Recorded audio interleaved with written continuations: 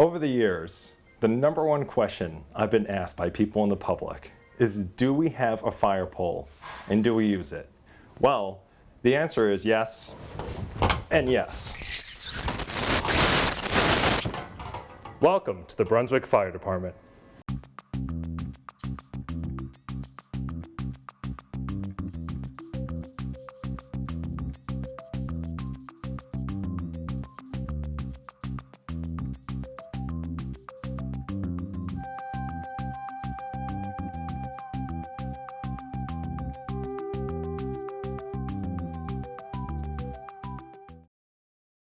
My name is David Jester, and I'm a firefighter paramedic here at the Brunswick Fire Department.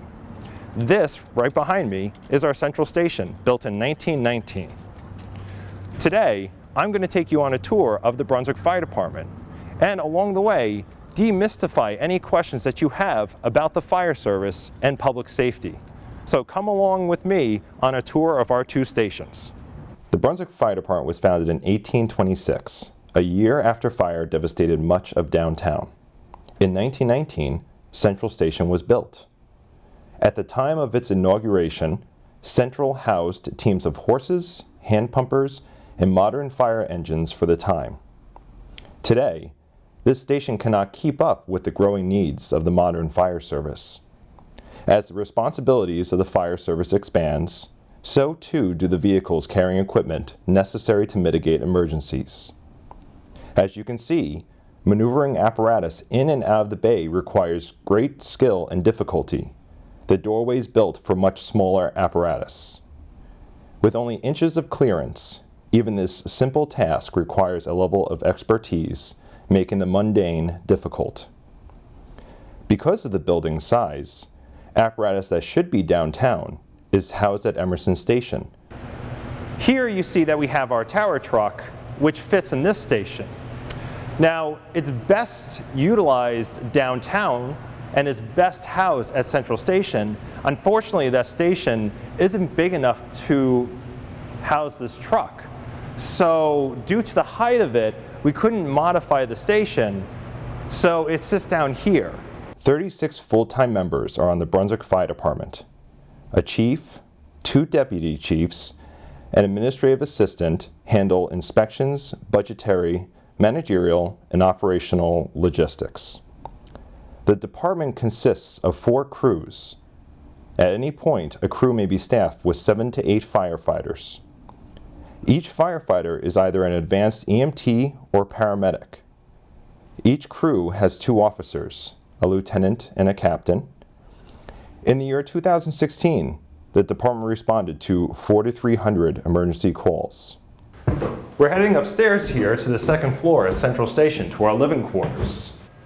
We're here on the second floor of the Brunswick Central Fire Station.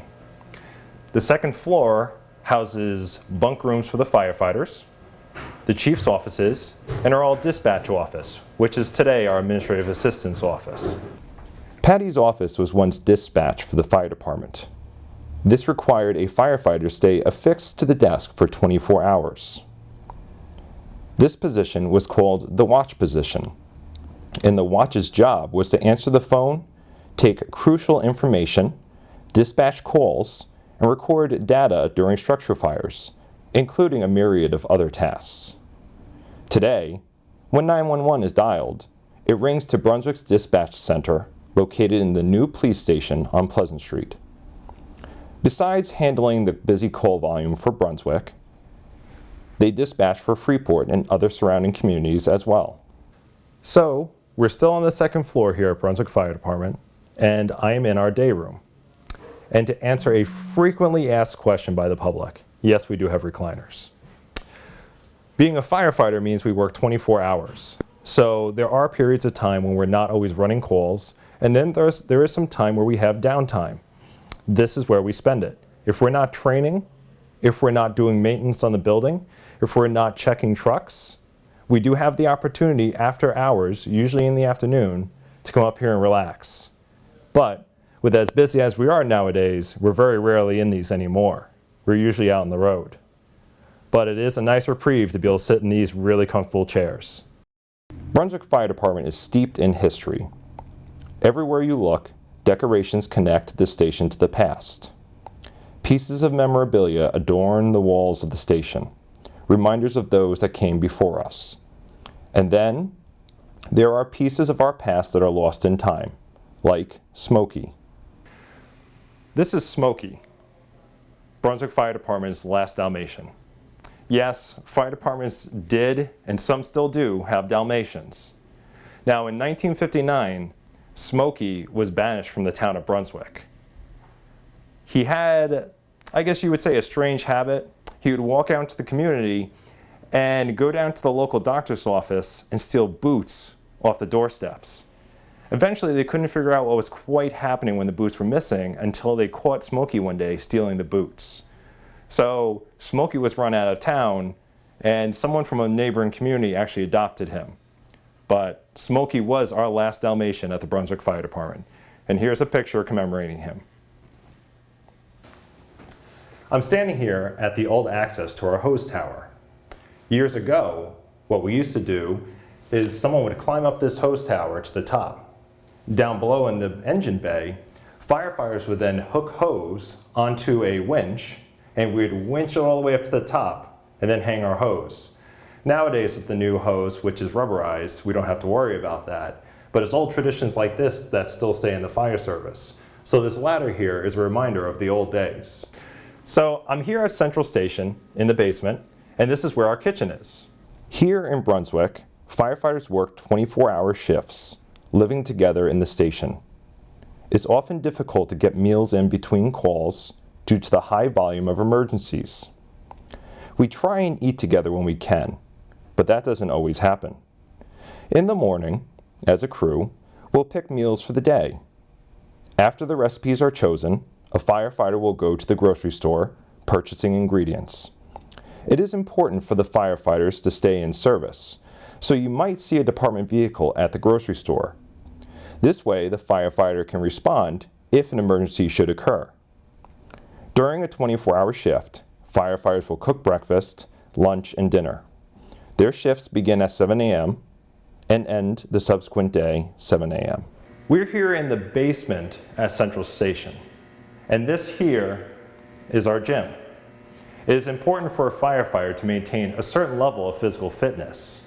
So obviously, we have equipment to try and maintain that level.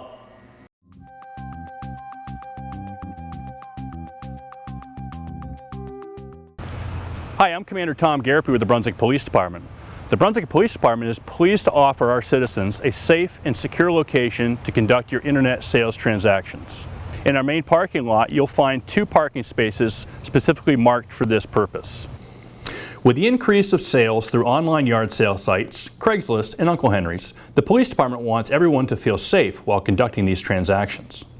It is always encouraged that any exchange of this nature be done in a public area and not at your home. On the east side of the police station in the parking lot, you'll notice signs for this location. These parking spots are monitored by cameras, which our communications division watches all the time. So the next time you make a sale, finally ridding yourself of whatever it is you're selling, make sure it's at the Brunswick Police Department's secure sale location. An ounce of prevention goes a long way. Utilize the resources we provide the town and let us help protect you before you become a victim.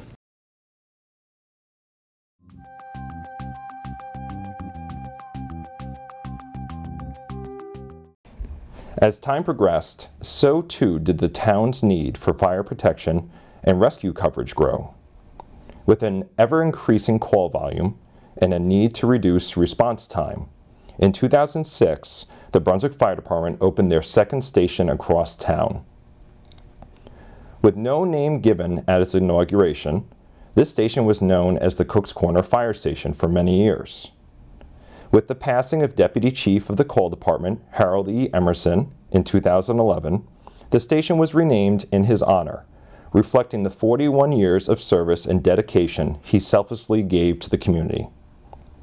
When Emerson Station first began operations, this was considered a slower station, not as busy as Central. Today, though, Emerson Station is as busy as Central is. While this station is newer and more modern, the Chief's offices remain at Central location, centralized in the downtown area, easily accessible to the public. We're here in the entryway to our substation, Emerson Station, on the other side of town. And when you first walk into the station, you're greeted by some antiques that we have that actually are from our fire department. So here, I'm going to take out two different helmets.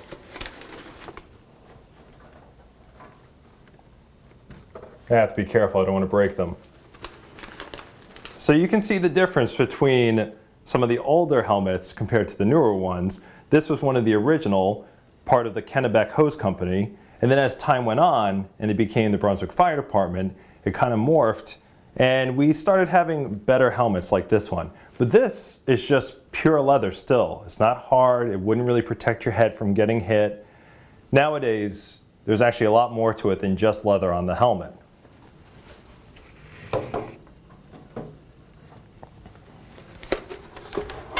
And also, as time evolved, so did our radios. So just like cell phones, how they started out big, went small, radios started out big and they went back down small, luckily. So we used to call these bricks because they were literally the size of a brick and they weighed as much. So this was our portable radio. It only had a few stations. You would really only be able to hear from dispatch. They didn't work that well. Luckily, technological advances, we have better radios now. We can hear inside buildings most of the time. And here, I don't want to pull it out, but you actually have the telegraph machine.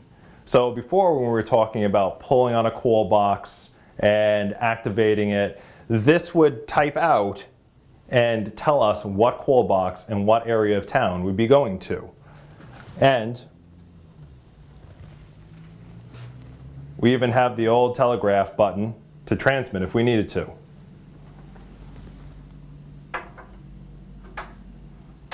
Now in the fire service, years ago, when you'd be on a fire ground, a chief or whoever was in charge really needed to project their voice, make sure that commands were heard, especially over the cacophony of everything, the fire raging, horses whinnying, really just a chaotic scene. So they had bugles.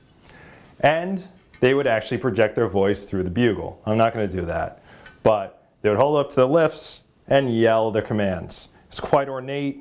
It has a lot of decoration on it. And today in the fire service, since we hold on to traditions, a chief on their insignia, just like I have on my collar brass, they have 5 bugles. A deputy chief has 4, and then it goes down to captains at 2 and lieutenants at 1. So whoever was in command would have had one of these.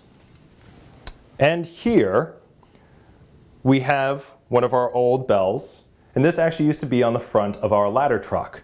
Now this bell, when we'd be going down the road, would actually have a string inside the cab in the compartment. And the officer would pull on that lever, on that rope, ringing that bell as they went down the street. And tradition in the fire service is, whenever a new truck gets commissioned, this bell would go on it. So originally it was on ladder 1 from 1948 to 1977. And then ladder 1 again, the new one, which was an American LaFrance, from 1977 to 2005. After that, we retired the bell and it is now used for ceremony in the fire service. Emerson Station houses 3 members of the Brunswick Fire Department, a lieutenant and 2 firefighter EMTs. These 3 members staff the tower truck, an ambulance, a hazmat technical rescue truck, a wildland fire truck, and a utility truck, which responds to car accidents on the highway. This station is set up in similar fashion to Central Station, with a few additions. There is a training room that becomes the emergency management center during prolonged emergencies. In this room, firefighters gather daily to conduct trainings on emergency medical services, firefighting, and rescue techniques. There is a kitchen, more modern than Central, and not in the basement.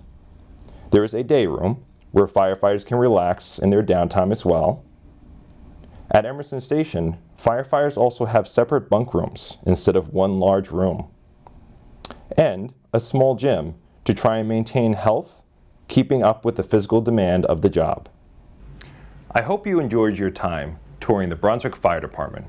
Our next episode will follow the firefighters for a 24-hour shift. Until next time, stay safe.